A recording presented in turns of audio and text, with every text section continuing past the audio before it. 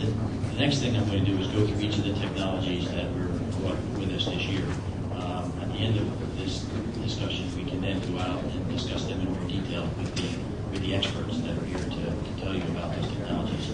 So I'll just give you a brief summary of the kind of things that we brought with us this year. Each slide that has a category of this C4I SR technologies gives you an indication of whether it is just a static display, a demonstration, or an assessment. Next slide.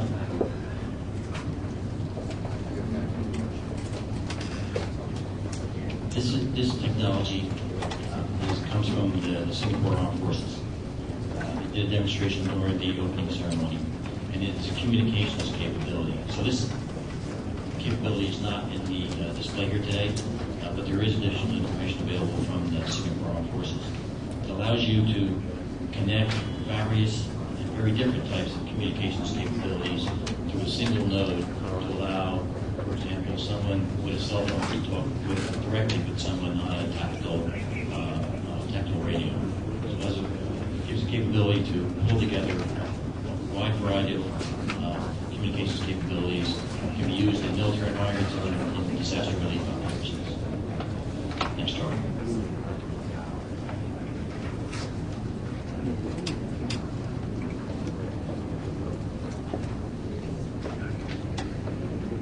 Next slide, please. These are two of the robots that you will see outside. The point man is a very small robot that's useful in urban environments. So it can climb stairs, go into tight environments, very close quarters, and is very rugged and very difficult to stop. It can climb over obstacles and do many things. You'll see this demonstrated outside in the lobby today. The Warrior, you already saw the video of the Warrior robot.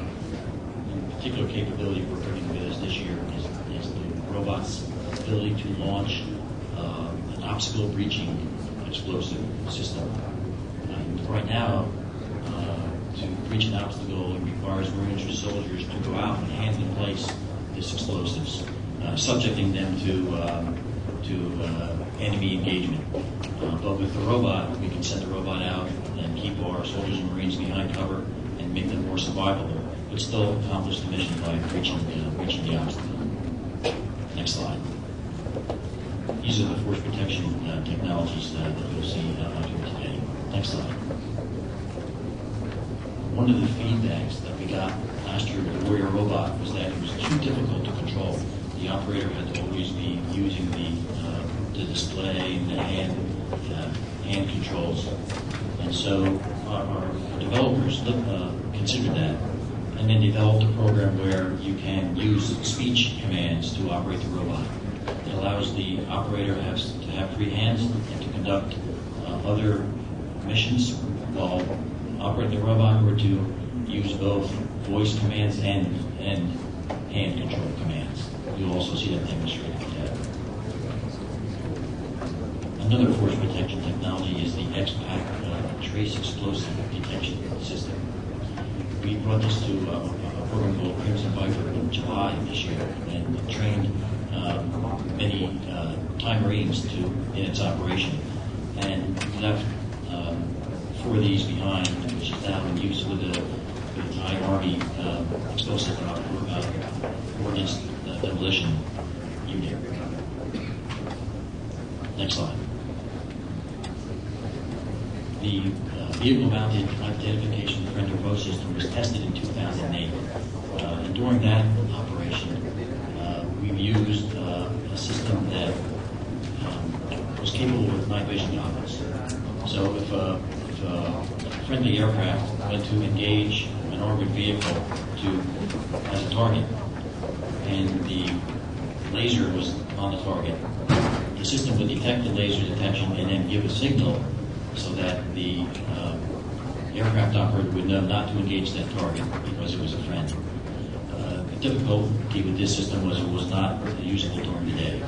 So the system was modified to be used in the midwave infrared region, and that provides a thermal imaging capability that was tested earlier this year in 2010. We're still analyzing the data to see how successful that event was. Down below, not weapons, is a capability for ground control and provides capability to give escalation of force. So you use the minimum amount of force required to complete a mission. A familiarization fire was conducted yesterday in Kanchanaburi for both Thai and Army soldiers, and there will be some of that equipment out on display as well. Next slide.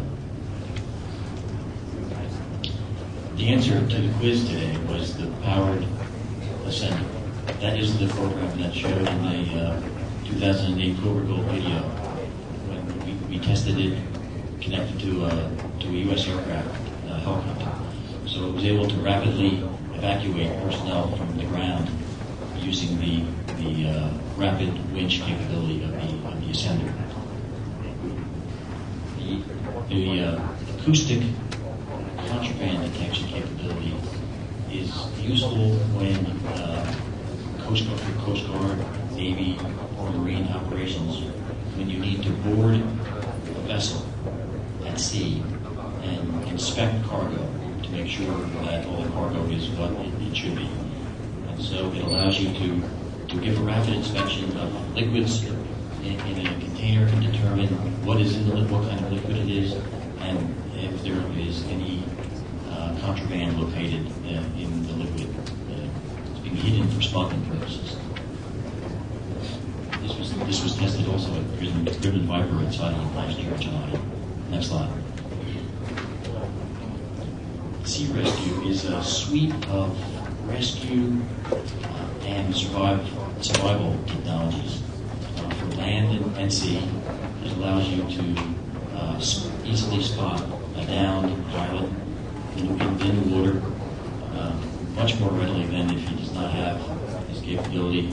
It also has a number of different techniques for allowing someone to survive at sea, given very basic but key technologies.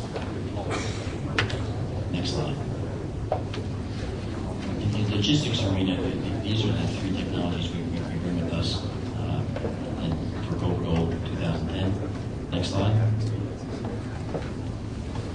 Autonomic logistics gives you the capability to monitor your vehicle and crew systems so that you know when they may need to be repaired or replenished.